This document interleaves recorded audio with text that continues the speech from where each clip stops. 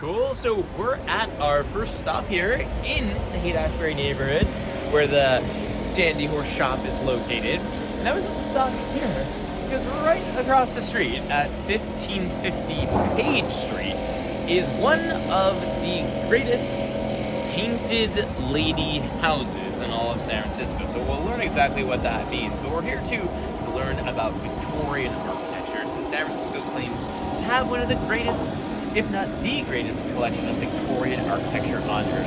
And for a long time, I always assumed a lot about Victorian architecture that turned out not necessarily to be true. One thing I always assumed is that houses like this must have existed many places throughout the world, especially the UK, because of people like Queen Victoria, the Victorian era. But I get to ask all my UK guests, hey, ever seen a building like this or a house like this back home? And the universal answer I've come to expect, no, never seen anything like it. So why do we have all these houses like this that we call Victorian in San Francisco? Well, the answer really lies in the materials that the houses are actually constructed out of. I usually put it up for a guess at what kind of tree all of these houses are built out of. Any guesses? Well, I'm just actually going to give it away in today's tour. All these houses are built out of giant, old-growth redwood trees, otherwise known as sequoias. Trees that can grow over 3,000 years old and up to 360 feet or 120 meters tall. And get this, we've cut down approximately 97% of the old growth redwood trees. Kind of a very sad thought.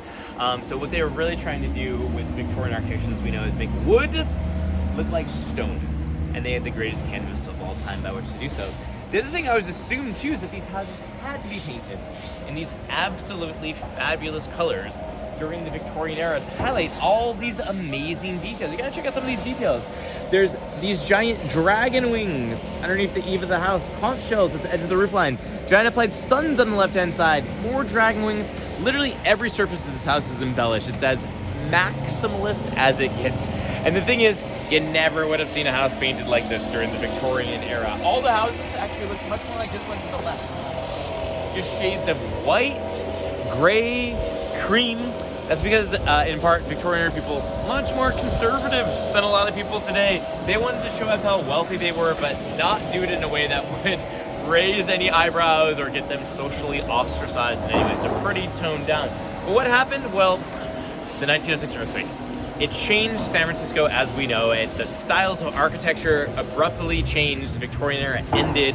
But one thing that didn't change, the colors of the houses. Even by the early 1960s, this was the ultimate drab gray city of architecture, coupled with the fact that it's foggy and gray so many days in San Francisco, so not very inspired. But what happened? Well, there was a flood of new arrivals into San Francisco in the 1960s, especially in this part of town that we're in, the Haight-Ashbury. A lot of them young, and a lot of them under the influence of some very creative substances, man. I'm thinking particularly of three letters, LSD. Now, we don't need to get into it too much, but I've heard that LSD makes you see things in crazy colors, and people really wanted to apply the colors to everything, including the houses. So I'm not making this up. In 1964, LSD directly influenced the creation of what we now know as the painted lady style or aesthetic. Technically, any house with 3 or more colors on it can be considered a painted lady. Now, this house, 44 different colors. It is the godfather of painted lady houses.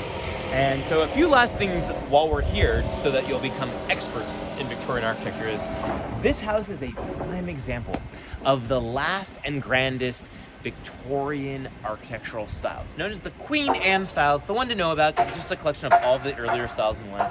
Queen Anne's are really easy to spot because they really look like grand doll houses or even castles. They actually call the conical top of that house a witch's hat in Victorian architecture terminology. And Queen Anne's you can easily spot too because they always have a peaked roof.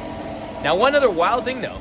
So this is the corner house. This was the architect's house built in 1890. But I just want everyone to look at the facade of the house just for a moment, just the front. And you're going to notice a curious thing if you really take the time to look at it. This house is the exact same house as the 4 houses next to it on the front. That house next to it was probably remodeled, by the way, in the Art Deco era of the 1930s, where they just stripped it of all of its original details. And as we mentioned, there's no historic preservation laws in San Francisco.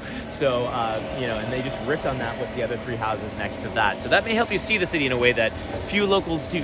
One really well-preserved house, and then right next to it, the same house that's been remodeled a million times, bastardized, however you want to call it. So anyway, so yeah, that's the deep dive into San Francisco architecture. But don't worry, we will be sending you this very in-depth guide to San Francisco architecture for all the nerds out there if you really want to know all the Victorian styles and post-Victorian styles. So, but yeah, thanks so much for listening.